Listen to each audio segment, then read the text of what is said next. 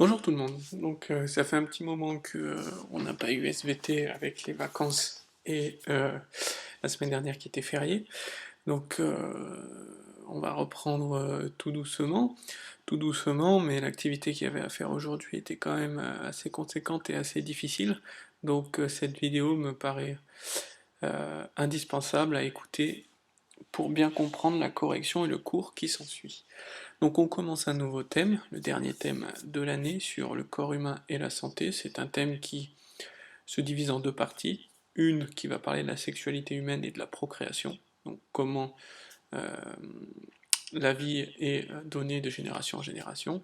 Puis on aura une deuxième partie sur la santé plutôt, avec le lien entre les micro-organismes qui constituent nos organismes et notre santé. Donc dans cette première partie, premier chapitre, on va voir donc dans le corps humain ce qui se passe de la fécondation à la puberté, au niveau des appareils génitaux. C'est-à-dire qu'on va voir comment se différencient les appareils génitaux, comment ils se forment, et puis ensuite comment ils se mettent en marche, en fonctionnement, et puis ensuite comment on transmet aux générations suivantes la vie. Donc voilà, je vous avais demandé tout d'abord de recopier ces trois titres, de recopier l'introduction, donc dans l'espèce humaine comme dans la plupart des espèces, mâles et femelles sont différents, les caractéristiques spécifiques à chaque sexe constituent le phénotype sexuel, donc ça c'est important, et nous allons voir comment il se met en place, comment on devient un homme ou comment on devient une femme. La première partie, c'est comment se mettent en place les appareils génitaux et comment ils deviennent fonctionnelle, donc on va partir de la fécondation, donc de la première cellule, lorsque le spermatozoïde et l'ovule ont fusionné, donc c'est à partir de ce moment-là qu'on commence le développement embryonnaire, jusqu'à la naissance. À la naissance s'arrête le développement embryonnaire et commence le développement post-embryonnaire, et ça, qui s'arrêtera à la puberté, euh, lorsque vous deviendrez, on va dire, un adulte d'un point de vue sexuel, c'est-à-dire avec un appareil génital fonctionnel. Alors juste avant de commencer la correction de l'activité, quelques informations pour votre culture personnelle. Le sexe, un médecin, lorsque une femme enceinte fait une échographie, n'est pas capable de déterminer, de donner le sexe de manière sûre jusqu'à la 15e semaine ou la 14e semaine de ce qu'on appelle l'aménorrhée. L'aménorrhée, ça veut dire l'absence de règles. Les règles interviennent, on le verra dans le fonctionnement de l'appareil génital féminin, on va dire une fois toutes les 4 semaines, une fois par mois, grosso modo. Donc donc on va compter le début de la grossesse à partir des règles précédentes. Et donc, comme les règles s'arrêtent au moment d'une grossesse, on parlera de période d'aménorrhée.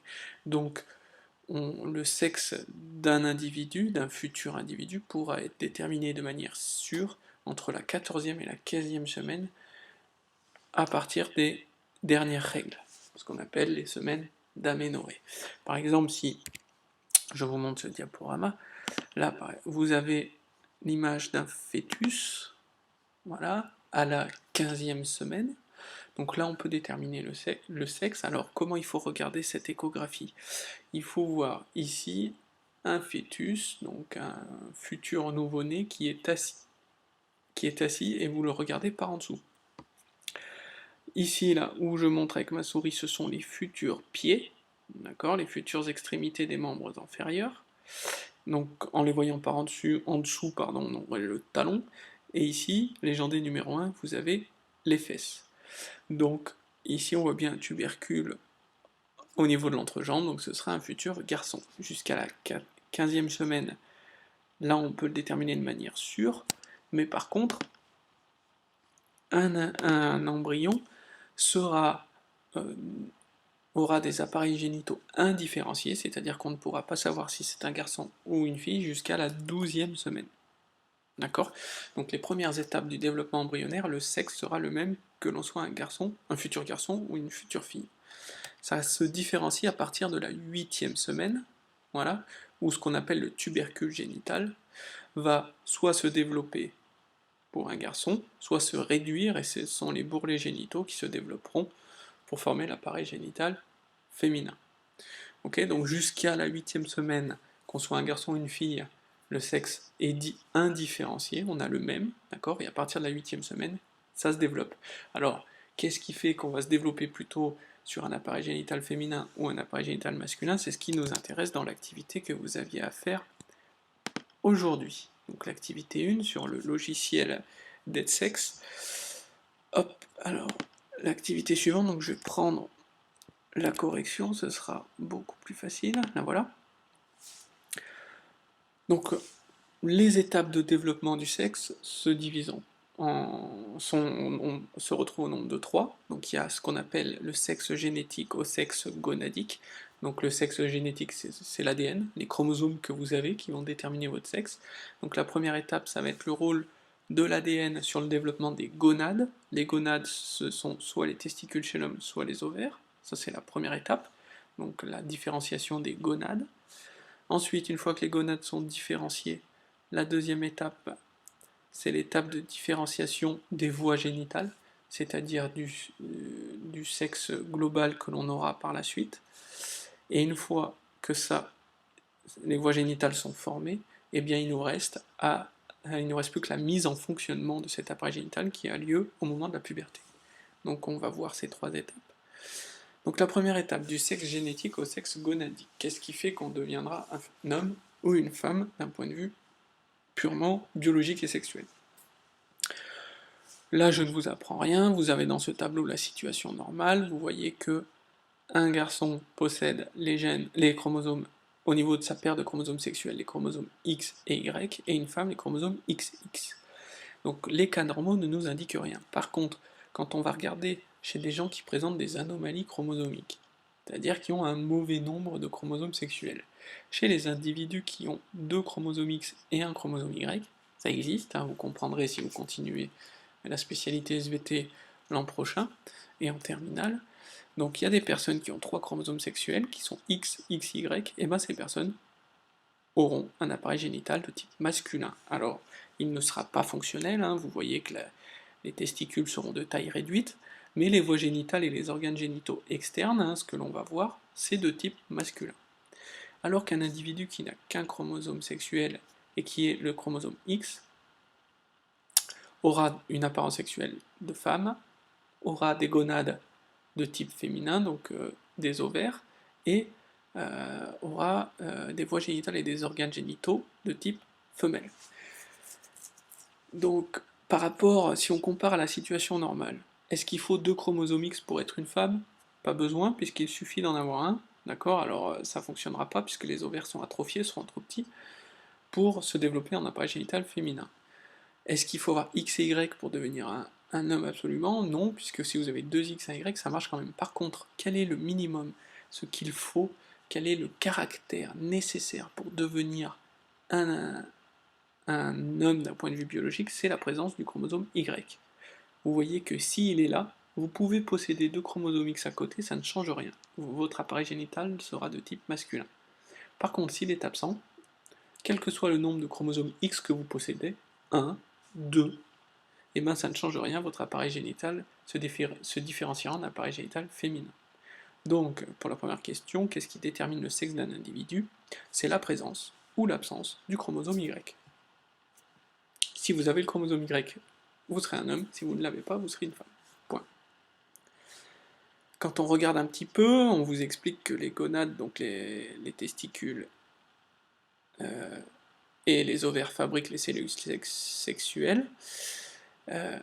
Cette différenciation est sous le contrôle de gènes, où sont situés ces gènes, donc on le voit sur ce document, ces gènes sont numérotés de 1 à 7 et ils sont sur le chromosome Y, donc là-dessus pas de souci, donc ce qui explique que c'est bien la présence du chromosome Y qui détermine le sexe d'un individu. Alors vous avez un deuxième document constitué d'une cartographie des gènes présents sur le chromosome Y ici et des gènes présents sur le chromosome X. Donc certains gènes sont communs, d'autres sont typiques de chaque gène. Par exemple, le gène ZF est à la fois sur le chromosome X et sur le chromosome Y. Le gène SMC, pareil, on le retrouve ici et là.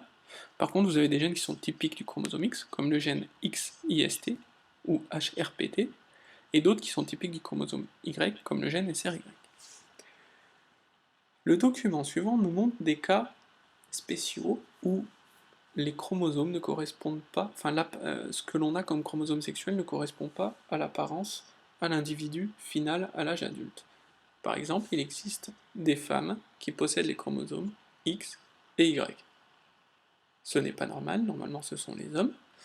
Lorsque l'on va regarder et que l'on compare la séquence du gène SRY, donc celui-ci qui est typique du chromosome Y, donc d'un gène SRY que l'on a pris chez un homme sain, normal, et que l'on le compare à un gène SRY pris chez une femme XY, eh bien on voit qu'il y a une mutation. On a un nucléotide T qui remplace le nucléotide C en position 220. La conséquence au niveau de la protéine qui est fabriquée à partir de ce gène, la protéine SRY, bah vous voyez que cette protéine s'arrête. Là on voit bien que à chaque fois qu'il y a un petit trait, c'est que c'est la même chose qu'au-dessus. Et bien à partir de la position 73, le 73e acide aminé, ben il n'y en a plus. Donc la mutation du gène SRY induit une protéine qui ne sera pas complète, et cette protéine incomplète fait que le gène SRY ne peut pas s'exprimer comme il faut. Donc vous pouvez posséder le chromosome Y, si votre gène SRY est muté, alors vous ne deviendrez pas un homme. Vous serez une femme. A l'inverse, on retrouve des cas d'hommes qui possèdent deux chromosomes X. Donc d'un point de vue chromosomique, ce sont des femmes, mais d'un point de vue, du phénotype, de ce que l'on va voir, on aura un homme. Eh bien, on s'est rendu compte que sur un des deux chromosomes X que possède cet individu, eh bien, on retrouve le gène SRY. Il a été échangé à partir d'un chromosome Y, et il est là. Donc, quel est, au final, plus précisément, ce qui va déterminer la présence, la différenciation d'un appareil génital en appareil génital masculin plutôt que féminin? Eh bien, c'est la présence de ce gène SRY. Si vous avez ce gène, même si vous avez deux chromosomes X, vous deviendrez un homme. Si vous avez ce gène muté, donc qui ne s'exprime pas comme il faut, vous avez beau le posséder, vous deviendrez une femme. Donc au final, la précision que nous offre ce document, c'est que ce qui détermine le sexe d'un point de vue génétique, c'est la présence du gène SRY. Voilà. Ensuite, une fois que d'un point de vue génétique, on a compris ce qui déterminait le sexe, quelles sont les étapes de différenciation de l'appareil génital? Donc les chromosomes vont faire en sorte que des testicules vont se développer ou des ovaires vont se développer, mais après tout le reste, ce qu'on appelle l'appareil génital, il se compose des gonades, donc ovaires ou testicules, des voies génitales et de l'appareil sexuel externe qui va se différencier. Pour cela, on utilise un logiciel DeadSex. Alors ce logiciel DeadSex, il peut paraître compliqué, mais en fait il est très simple. Il vous permet, en partant d'un embryon mâle ou femelle, hein, peu importe, là je fais un exemple concret, de voir ce qui se passe à la fin. Donc on voit que lorsque l'appareil génital est indifférencié, donc on a juste permis les gonades de se différencier en testicules ou en ovaires, mais tout le reste, on ne sait pas. C'est-à-dire qu'on est avant la 8e semaine, on n'a pas de développement d'appareil génital différencié. Si je valide la manipulation, donc lorsque j'ai des testicules ici, j'ai ce qu'on appelle les canaux de Wolff en vert et les canaux de Muller en rose. À la fin, eh ben, pour un appareil génital de type masculin, conservera les canaux de Wolff, et ça ce sont les canaux urinaires. Si je pars d'un embryon, donc je peux mémoriser ma manipulation. Si au contraire je pars d'un embryon femelle, donc la différence c'est que là les chromosomes XX ont fait que j'ai des ovaires. À la fin, qu'est-ce qui va rester? Ce sont les canaux de Muller et les canaux urinaires. Donc qu'est-ce qui fait que l'un va donner ça et l'autre va donner ça? Donc sur ce logiciel, si je repars du début, voilà, que je choisis, je peux faire différentes expériences. Si je pars d'un embryon mâle, je peux, voilà, castrer, ça veut dire enlever les testicules, d'accord? Je peux greffer d'autres choses, greffer des testicules ou greffer des ovaires, et je peux implanter différentes hormones, donc on verra l'utilité. Alors, pour savoir les étapes, comment se déroulent les choses. Donc premièrement, vous deviez faire légender l'appareil génital différencié masculin et féminin. Donc là, premièrement, on a le féminin, donc les gonades, ce sont les ovaires, chez l'homme, ce sont les testicules. Les voies génitales qui restent à la fin, ce sont les canaux de Muller, on l'a vu juste avant, et ici, les canaux de Wolff. Et il nous reste dans les deux cas les canaux urinés. Vous pouviez faire tout un tas d'expériences, comme par exemple enlever des ovaires et voir ce qui se passait. Enlever des ovaires, puis greffer des testicules, puis greffer différentes hormones. Alors, je vais essayer de garder ça sous les yeux pour pouvoir...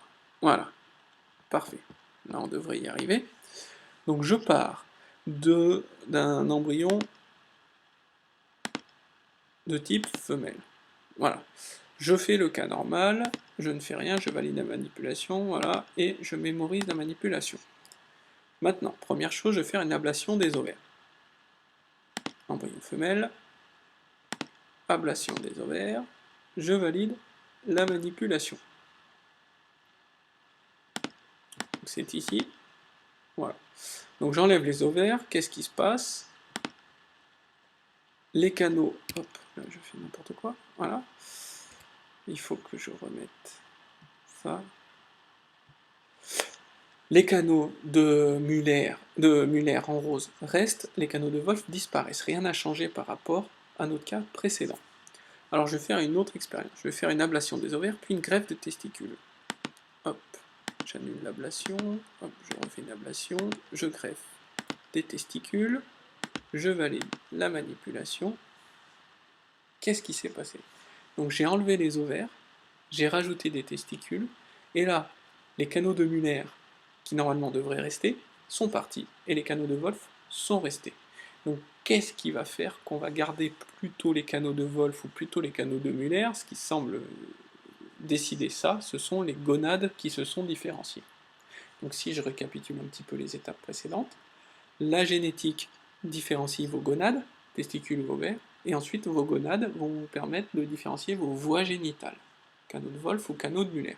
Si je vais un peu plus loin pour savoir ce que c'est gonades, comment ces gonades jouent, donc je peux faire une ablation des ovaires et rajouter différentes hormones dans le sang.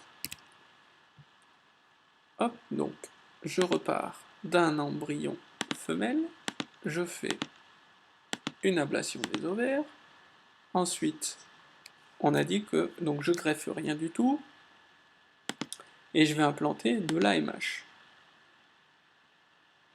Je valide la manipulation, j'annule la greffe, voilà, et je valide la manipulation. Vous voyez qu'ici, j'ai enlevé les ovaires, j'ai pas mis de testicules, et rien ne s'est différencié. Qu'est-ce que j'aurais dû observer? J'aurais dû, pour pouvoir... Mon expérience témoin en dessous le montre, j'aurais dû garder les canaux de Muller. L'ajout d'AMH a fait en sorte que mes canaux de Muller ont disparu. Gardez ça bien en tête. Ensuite, je change mon expérience, j'annule l'injection parce que je vais injecter de la testostérone. Je valide la manipulation. Qu'est-ce qui se passe? Donc, normalement, par rapport à mon témoin, j'aurais dû garder les canaux de Muller à la fin, mais là j'ai gardé les deux. Qu'est-ce que j'ai fait? J'ai implanté de la testostérone. Donc, qu'est-ce qui va être responsable du maintien des canaux de Wolff en vert? C'est cette testostérone. Et ensuite, dernière chose que je peux faire, je peux implanter les deux, AMH et testostérone. Je valide la manipulation. Voilà. À la fin, qu'est-ce que j'obtiens? Plus que les canaux de Wolff en vert. Donc, ce que je comprends de ces expériences, c'est que nos gonades vont produire des hormones qui vont permettre à certains canaux de rester et à d'autres de s'en aller. Qu'est-ce que je comprends? Je comprends que si mes gonades produisent de la testostérone, les canaux de Wolff vont rester, ceux en vert. Si mes gonades produisent de l'AMH, les canaux de Muller vont disparaître. Donc en fait, quelle est la gonade qui va produire AMH et testostérone? Si je regarde mon témoin, ici j'ai un embryon indifférencié avec des ovaires. À la fin, les canaux de Wolff sont restés, les canaux de Muller sont restés, les canaux de Wolff ont disparu. Donc les canaux de Wolff ne sont pas restés, ils ont disparu, donc il n'y avait pas de testostérone. Les canaux de Muller sont restés, ils n'ont pas disparu, donc je n'avais pas d'AMH. Si je pars d'un embryon mâle, que je ne fais rien, je fais juste la manipulation, normale, à la fin, vous voyez que lorsque j'ai des testicules, les canaux de Wolff sont restés, donc ça veut dire que j'avais de la testostérone, et les canaux de Müller ont disparu. Donc ça veut dire que j'avais de l'AMH. Donc en fait, les testicules vont produire deux hormones, l'AMH qui va permettre aux canaux de Müller de disparaître, et de la testostérone qui va permettre aux canaux de Wolff de rester. Au contraire, si vous possédez des ovaires, vous n'allez produire aucune de ces deux hormones, du coup les canaux de Wolff vont disparaître et les canaux de Müller vont rester. C'est ce qui vous permet de compléter ce tableau, voilà, dans les deux cas. Donc, quelles sont les hormones, quel rôle jouent les hormones œstrogènes, celles qui sont produites par les ovaires? Dans ce logiciel, on ne les a pas testées, puisqu'on a testé la MH et la testostérone qui sont produites par les testicules. Donc elles ne jouent aucun rôle. Quel rôle joue la testostérone? Donc elle permet la persistance des canaux de Wolff. Quel rôle joue la MH? La régression des canaux de Müller. Ce qui veut dire que, si j'anticipe un peu par la suite, hop, sur ce schéma, qu'est-ce qu'on a vu jusqu'à présent? On a vu que si vous possédez les chromosomes X et Y, vous avez le gène SRY, où vous allez fabriquer les testicules. Ces testicules vont produire de l'AMH, qui vont faire disparaître les canaux de Müller, et produire de la testostérone, qui vont permettre aux canaux de Wolff de rester. Et vous aurez des voies génitales qui vont se différencier. A l'inverse, si vous êtes XX, vous n'avez pas le gène SRY, vous allez fabriquer des ovaires. Ces ovaires ne produisent pas ni l'AMH ni la testostérone, du coup les canaux de Wolff disparaissent et les canaux de Müller restent, et vous aurez des voies génitales féminines. Voilà comment ça se passe étape par étape. Donc tout ça se développe, et reste à l'état non fonctionnel jusqu'à la puberté, puisque c'est à la puberté que votre appareil génital va commencer à fonctionner et à avoir sa fonction de reproduction, puisque jusqu'à présent, votre appareil génital aura juste une fonction urinaire.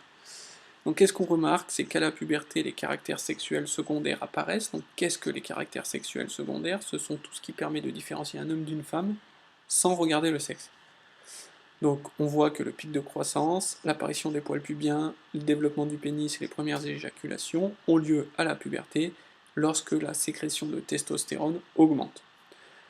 Le développement des seins, les premières règles, l'apparition des poils pubiens et le pic de croissance chez la femme a lieu à la puberté, et en même temps que l'augmentation de la production d'œstrogènes. Donc qu'est-ce qui se passe à l'adolescence, donc à la puberté? C'est que votre production hormonale se met à augmenter, et donc votre appareil génital va se mettre à fonctionner.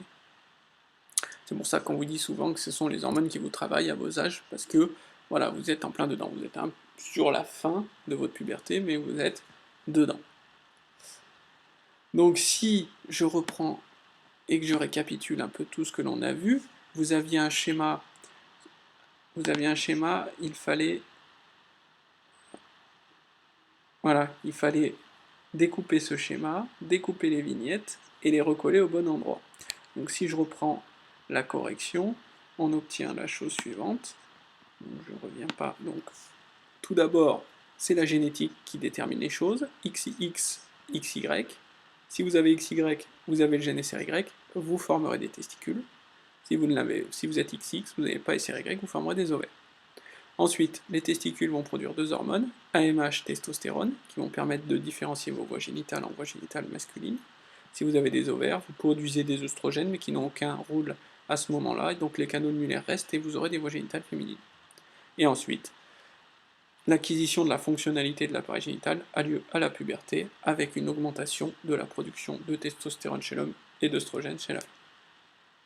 Donc voilà toutes les étapes qui permettent le développement et la mise en fonctionnement de votre appareil génital depuis la fécondation, donc la fécondation qui va déterminer quel chromosome sexuel vous aurez, et la puberté qui va déterminer le fonctionnement, qui va lancer le fonctionnement de votre appareil génital. Donc si je reprends la leçon, donc ce schéma est à connaître, je suis resté très simple au niveau du bilan. La mise en place des structures et de la fonctionnalité des appareils génitaux se réalise sous contrôle génétique, sur une longue période qui va de la fécondation à la puberté en passant par le développement embryonnaire et fœtal. Dès la fécondation, la cellule œuf hérite d'une paire de chromosomes sexuels, qui définit son sexe génétique. Donc c'est XX ou XY. La présence du gène SRY induit la différenciation des gonades en testicules. Ceux-ci sécrètent deux hormones, la testostérone et l'AMH, qui induisent la différenciation d'un appareil génital mâle. En l'absence de tout cela, c'est un appareil génital féminin qui se différencie. Donc voilà ce que je garderai comme bilan de manière très simple, et apprenez le schéma qui est beaucoup plus complet. Voilà. Donc normalement, vous avez toutes les informations pour bien comprendre ce qui se passe. Je reste à votre disposition par mail sur le NT si vous avez des questions pour y répondre. Et je vous dis à dans 2 semaines, puisque la semaine prochaine, c'est l'ascension, donc on n'aura pas de cours. Allez, bon courage!